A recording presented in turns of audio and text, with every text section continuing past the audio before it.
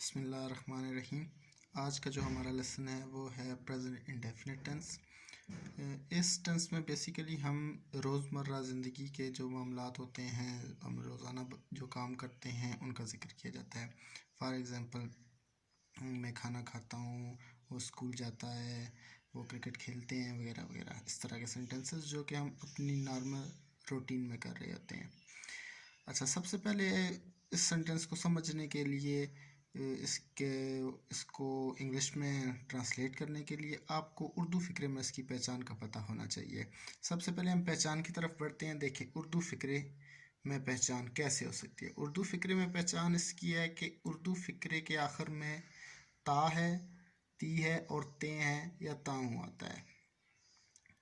नीचे मिसालें दी गई हैं कि मैं स्कूल जाता हूँ, इसके आखिर में ता है आ रहा है। इसके बाद वो आके खेलते हैं, ते हैं। अली खाना खाता है, आयशा खाना पकाती है, या आयशा गाना गाती है वगैरह। इस तरह के सेंटेंसेस जो कि नॉर्मल रूटीन में हम काम करते हैं उसको डिनोट करता है ये टेंस। उसके बाद हम चलेंगे ज़रा इसकी फॉर्म ऑफ वर्ब वगैरह के लिए कि फॉर्म ऑफ वर्ब का इस्तेमाल कौन सी फॉर्म ऑफ वर्ब का इस्तेमाल यहाँ पर होगा। फॉर्म ऑफ वर्ब देखें, सबसे पहले आपने सब्जेक्ट को देखना है और उसके हिसाब से फॉर्म ऑफ वर्ब का इस्तेमाल करना है। देखें, अगर फॉर्म ऑफ वर्ब सब्जेक्ट होता है आपका आई, वुई, दे, यू या प्लूरल होते हैं, आई, वुई, दे, यू या कोई प्लूरल सब्जेक्ट आपका होता है, तो आप फॉर्म ऑफ वर्ब इस्तेमाल करेंगे फर्स्ट। उसके साथ किसी किस्म का कोई इजाफा नहीं करना। सिंपल सेंटेंसेस में फर्स्ट फॉर्म ही लगानी है। लेकिन अगर आपके पास सब्जेक्ट आ जाता है ही, शी, इट या कोई singular person, third person singular, यानी कि कोई नाम आ जाता है आपके पास, तो आप उसमें फर्स्ट फॉर्म के साथ एस या ई एस का इजाफा करेंगे। फर्स्ट फॉर्म के साथ एस या ई एस का इजाफा किस किस के साथ होगा? ही, शी, इट या सिंगुलर नेम के साथ। और फर्स्ट फॉर्म जिसके साथ फर्स्ट फॉर्म हम जिन सब्जेक्ट्स के साथ लगाएंगे जहाँ पर एस या एस का इजाफा नहीं होगा, वो कौन कौन से हैं?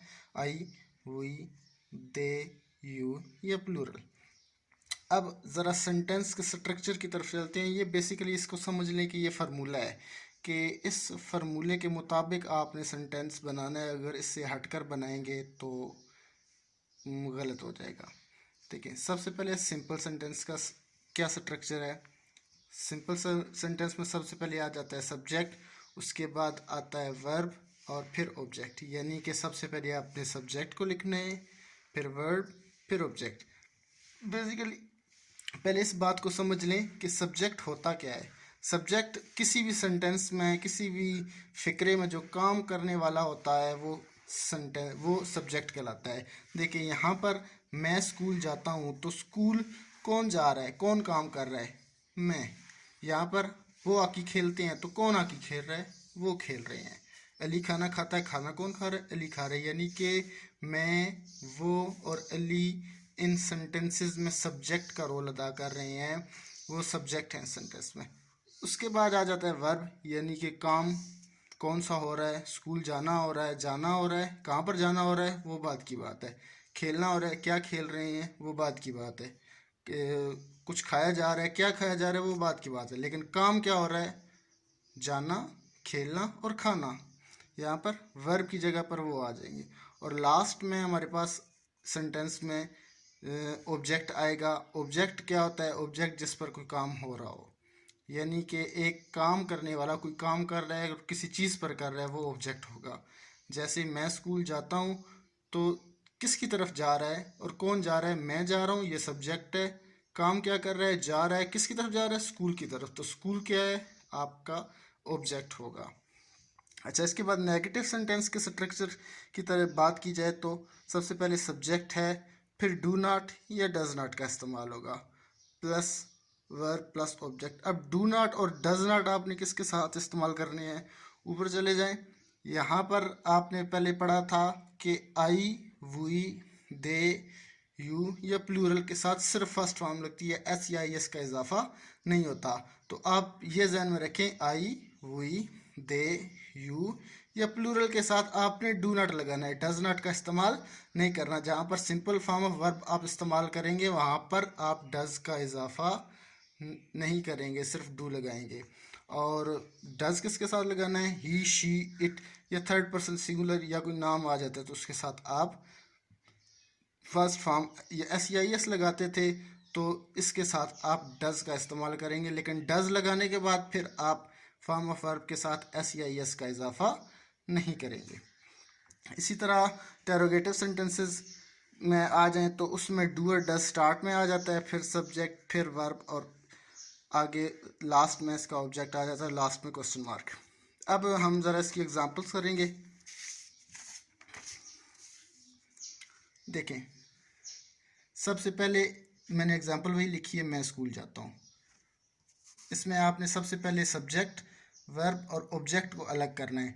इसमें सब्जेक्ट क्या है, कौन काम कर रहा है, स्कूल कौन जा रहा है, मैं जा रहा हूँ ना, तो आपने इसको सब्जेक्ट ऐड करना है। इसके बाद स्कूल, ये आपका ऑब्जेक्ट है क्योंकि आप स्कूल पर काम कर रहे हैं, यानी कि स्कूल की तरफ जा रहे हैं। और काम क्या कर रहे हैं? जाना। तो इसकी अगर आपको स्ट्रक्चर जहन में है तो सबसे पहले आप क्या लगाएंगे? सब्जेक्ट है आई। उसके बाद देन आ जाती है फॉर्म ऑफ वर्ब।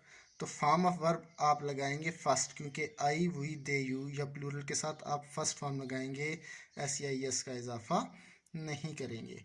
इसके बाद आपने सूटेबल प्रपोजिशन अगर उसमें ऐड होती है तो वो लगानी है, और लास्ट में आपने ऑब्जेक्ट लिखना है, यानी कि जिस पे काम हो रहा है, और ऑब्जेक्ट क्या है? स्कूल। अब इसी तरह नेगेटिव अगर आप देखें तो मैं स्कूल नहीं जाता हूँ, तो स्ट्रक्चर नेगेटिव का जहन में दौड़ाएं तो I do not go to school. क्यों डू लगा है? क्योंकि इस फॉर्म ऑफ वर्ब के साथ हमने SEIS का इजाफा नहीं किया था। आई, वी, दे, यू के साथ हम डू नॉट लगाते हैं, डज नॉट का इस्तेमाल नहीं करते। इसी तरह क्या मैं स्कूल जाता हूँ? Do I go to school. क्या मैं स्कूल जाता हूँ? यहाँ पर भी देख लें आपके डज का इस्तेमाल नहीं हुआ। दूसरी एग्जांपल है, वो क्रिकेट खेलता है। अब देखें, वो क्रिकेट खेलता है, सब्जेक्ट वो, कौन क्रिकेट खेल रहा है? वो खेल रहा है। काम क्या कर रहा है? खेल रहा है या खेलता है। और क्या खेल रहा है? वो क्रिकेट खेल रहा है। अब देखें, सेंटेंस का जो स्ट्रक्चर है उस हिसाब से हम लिखेंगे इसको। तो सब्जेक्ट सबसे पहले आएगा, उसके बाद वर्ब, फिर ऑब्जेक्ट। लेकिन ही शीट है तो फॉर्म ऑफ वर्ब के साथ SEIS का हमने इजाफा करना है। SEIS का इजाफा किस किस के साथ होता है? ही शीट या सिंगुलर के साथ, नेम के साथ। अच्छा, इसके बाद वो क्रिकेट नहीं खेलता है, he does not play cricket. अब डज क्यों लगा है? क्योंकि थर्ड पर्सन सिंगुलर है, ही शीट आ गया है ना, तो आपने क्या करना है? डज नॉट लगाना है। और फिर देखिए, यहाँ पर SEIS का इजाफा किया है हमने, लेकिन जब डज हमने लगा दिया तो SEIS का इजाफा हम नहीं करेंगे। और इसका अगर इंटेरोगेटिव आपने बनाना है तो डज ही प्ले क्रिकेट, तो डज यहाँ पर भी आ गया। क्यों? सब्जेक्ट इसमें क्या है? ही है। एक और सेंटेंस की मिसाल देख ले आप, कि वो लाहौर जाते हैं। वो लाहौर जाते हैं, यहाँ पर लाहौर कौन जा रहा है? वो, तो वो क्या होगा? सब्जेक्ट। काम क्या कर रहे हैं? जा रहे हैं। किधर जा रहे हैं? लाहौर की तरफ, तो लाहौर क्या हो जाएगा? ऑब्जेक्ट। तो आपने उसी स्ट्रक्चर के हिसाब से दे गो टू लाहौर, सबसे पहले सब्जेक्ट, वर्ब और ऑब्जेक्ट। अब देखिए, सिंगुलर नहीं है, प्लूरल है, तो हमने क्या लगाया? थर्ड पर्सन प्लूरल है, ठीक है, तो हमने फर्स्ट फॉर्म लगाई है, SEIS का इजाफा नहीं किया। अगर थर्ड पर्सन सिंगुलर होता तो हम गो के साथ SEIS का इजाफा करते।